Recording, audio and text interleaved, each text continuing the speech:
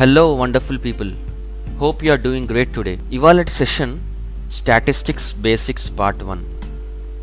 Well, data science లో మనం programming languages like R, Python, Tableau etcetera వీటికి ఎంత ఇంపార్టెన్స్ ఇస్తున్నామో అంతే ఇంపార్టెన్స్ మనం స్టాటిస్టిక్స్ అనే సబ్జెక్ట్కి ఇవ్వాలి. ఎందుకంటే మనకి ప్రోగ్రామింగ్ లాంగ్వేజెస్ ఎంత బాగా వచ్చినా కానీ ఈ స్టాటిస్టిక్స్ సబ్జెక్ట్లో ఉన్న కొన్ని ఇంపార్టెంట్ కాన్సెప్ట్స్ అర్థం అవ్వకపోతే we cannot survive as a data scientist or data analyst. స్టాటిస్టిక్స్లో చాలా కాన్సెప్ట్స్ ఉంటాయండి, చాలా ఫార్ములే కూడా ఉంటుంది. మనం ఏమీ ఒక స్టాటిస్టీషియన్ అవ్వనవసరం లేదు. జస్ట్ కొన్ని ఫ్యూ ఇంపార్టెంట్ కాన్సెప్ట్స్ ఉన్నాయి which are required for data science. అవి తెలుసుకుంటే, అవి అర్థం చేసుకుంటే చాలు. So shall we begin? Welcome to my channel. So let's see what will be learning in this session. So first one, అసలు statistics మొదలయ్యేదే population ఇంకా శాంపుల్తో. ఈ టూ కీ డెఫినేషన్స్ మనకి అర్థమవుతే స్టాటిస్టిక్స్లో మనం ఒక అడుగు ముందుకేసినట్టే. So first keyword population, next sample గురించి తెలుసుకుందాం, నెక్స్ట్ పారామీటర్ అంటే ఏంటి, నెక్స్ట్ స్టాటిస్టిక్స్ అంటే ఏంటి, అసలు స్టాటిస్టిక్స్ అంటే ఏంటి, next random sample, next representative sample, next variable, next classification of data. So we can classify data in two ways. First one, types of data, measurement levels. Let's enjoy our presentation guys. So first population అంటే ఏంటి? మనం population ఇంకా sample ఒక చిన్న ఎగ్జాంపుల్తో అర్థం చేసుకుందాం. For example, మన దేశంలో ఎన్ని రిలీజియన్స్ ఉన్నాయో మనం తెలుసుకోవాలనుకుంటున్నాం. ఇక్కడ మన దేశ జనాభా, రిలీజియన్ ఎవరికి ఉంటుందండి? ప్రజలకే కదా. సో మన దేశ జనాభా మొత్తాన్ని పాపులేషన్ అంటాం. చూడండి, the collection of all items. ఇక్కడ ఆల్ ఐటమ్స్ అంటే మన ప్రజలు of interest to our study. మనం దేని గురించి చదువుతున్నాం? ఎన్ని రిలీజియన్స్ ఉన్నాయి అని చదువుతున్నాం. సో మనం ఎన్ని రిలీజియన్స్ ఉన్నాయి అని తెలుసుకోవడానికి ఏవైతే ఐటమ్స్ వాడతామో వాటిని పాపులేషన్ కిందకి మనం కన్సిడర్ చేస్తాం. And this is denoted by capital N. Understood? So next sample. ఇది పాపులేషన్లో చిన్న భాగం. ఇప్పుడు ఫర్ ఎగ్జాంపుల్ అండి, ఇప్పుడు మన కంట్రీలో ఎన్ని రిలీజియన్స్ ఉన్నాయి అనే స్టడీ పైన ది హోల్ ఎంటైర్ జనాభా మన కంట్రీలో, దాన్ని మనం పాపులేషన్ అంటాం. శాంపుల్ అంటే ఒక 1,00,000 మందిని తీసుకుంటే దాన్ని శాంపుల్ అంటాం. అంతే అండి, సింపుల్ కాన్సెప్ట్. నెక్స్ట్ పారామీటర్ అంటే ఏంటి? మనం పాపులేషన్తో వర్క్ చేసేటప్పుడు వచ్చే నంబర్స్ లేదా values, they are called as parameters. Next statistic or statistics. మనం శాంపుల్ మీద వర్క్ చేసినప్పుడు వచ్చే వాల్యూసే స్టాటిస్టిక్స్ అంటాం. ఇప్పుడు అర్థమైంది కదండి స్టాటిస్టిక్స్ సబ్జెక్ట్ ఎలా పుట్టిందో. So statistics, it is the opposite of parameter, parameter opposite statistics.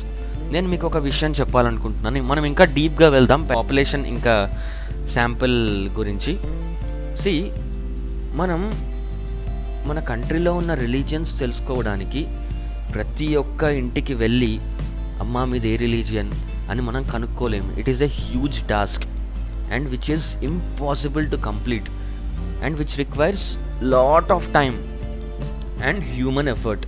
చాలా కష్టం అండి మనం పాపులేషన్ మీద పనిచేయాలంటే. సో మనకి పారామీటర్ వాల్యూస్ కావాలంటే చాలా కష్టం. అందుకే మనం శాంపుల్ పైన వర్క్ చేస్తాం. సో శాంపుల్ మీద వర్క్ చేయడం చాలా easy.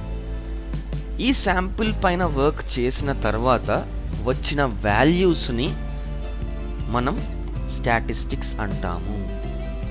Now you understood what is statistics, right? Next random sample. మనం ఇంతకుముందు మాట్లాడుకున్న ఎగ్జాంపుల్ తీసుకుంటే ర్యాండమ్ శాంపుల్ అంటే ఎంటైర్ ఇండియాలో ఒక్కొక్క స్టేట్ నుంచి 10,000 మందిని తీసుకోవడం, అది ర్యాండమ్ శాంపుల్. దాంట్లో మనకు తెలీదు, ఇప్పుడు మనం తీసుకున్న 1,00,000 మందిలో అందరూ హిందూసే ఉండొచ్చు, అందరూ ముస్లిమ్సే ఉండొచ్చు, అందరూ క్రిస్టియన్సే ఉండొచ్చు, అందరూ జైన్సే ఉండొచ్చు, అందరూ పార్సీసే ఉండొచ్చు, ఏమైనా ఉండొచ్చు, మనకు తెలీదు. మనం జస్ట్ ర్యాండమ్గా తీసుకుంటాం అన్నమాట. Next representative sample. Representative sample అంటే ఇది చాలా ఇంపార్టెంట్. ఇప్పుడు చూడండి, ఫర్ ఎగ్జాంపుల్ మన కంట్రీలో 5 రిలీజియన్స్ ఉన్నాయి అనుకుందాం. హిందూస్, ముస్లిమ్స్, క్రిస్టియన్స్, పార్సీస్, జైన్స్, లేదా 6 అనుకుందాం, బుద్ధిస్ట్. ఓకే, ఈ 6 రిలీజియన్స్ నుంచి మనం 1 lakh పీపుల్ని తీసుకున్నాం అనుకోండి. హోల్ పాపులేషన్ నుంచి ఈ 6 రిలీజియన్ నుంచి 1 lakh పాపులేషన్ని, టోటల్ 6 lakh పీపుల్ని తీసుకుంటే ఆ శాంపుల్ని రీప్రజెంటేటివ్ శాంపుల్ అంటాం. సో ఈ రీప్రజెంటేటివ్ శాంపుల్లో మనకి కావలసిన అన్ని మతాల ప్రజలు ఉంటారు. ఈ ర్యాండమ్ శాంపుల్లో అవేముండవు, మనం జస్ట్ ర్యాండమ్గా సెలెక్ట్ చేసుకుంటాం అంతే. దాంట్లో ఉండొచ్చు, ఉండకపోవచ్చు అన్ని రిలీజియన్ వాళ్ళు. So that is the main difference. Next variable. ఇది చాలా ఇంపార్టెంట్ అండి. వేరియబుల్ అంటే సింపుల్గా ఎక్స్ప్లెయిన్ చేయాలంటే చేంజెస్, మార్పులు. ఇప్పుడు మనం 2 రిలీజియన్స్ని తీసుకుందాం, హిందూస్, ముస్లిమ్స్ని తీసుకుంటే వేరియబుల్ అంటే డిఫరెన్సెస్, వాళ్ళిద్దరి మధ్యలో ఉన్న డిఫరెన్సెస్ ఏంటి, వాళ్ళు ఎలాంటి, హిందూస్ ఎలాంటి పద్ధతులు పాటిస్తారు, ముస్లిమ్స్ ఎలాంటి పద్ధతులు పాటిస్తారు. ఈ చేంజ్నే వేరియబుల్ అంటారు. ఈ చేంజ్ దేంట్లో అయినా మనకి వస్తుంది, ఆర్ దేంట్లో అయినా మనం తెలుసుకోవచ్చు. చూడండి, మనుషుల్లో, ఆబ్జెక్ట్స్, థింగ్స్, ఐడియాస్లో, ఇంకా etcetera. For example, height is a variable that describes a characteristic of a person. చూడండి, హైట్, మనం 2 పర్సన్స్లో హైట్ వల్ల మనం డిఫరెన్షియేట్ చేయొచ్చా, చేయలేమా? చేయొచ్చు. So height is considered as a variable. అలాగే వెయిట్, ఓకే, అలాగే ట్రెడిషన్స్, కల్చర్, ఇవన్నీ వేరియబుల్ కిందికి వస్తాయండి. Next let's move on to types of data. As I already said, we can classify data in 2 ways. First is types of data, next measurement levels. మనం measurement levels part 2లో చూద్దాం, ఎందుకంటే అది కొంచెం complex ఉంటుంది.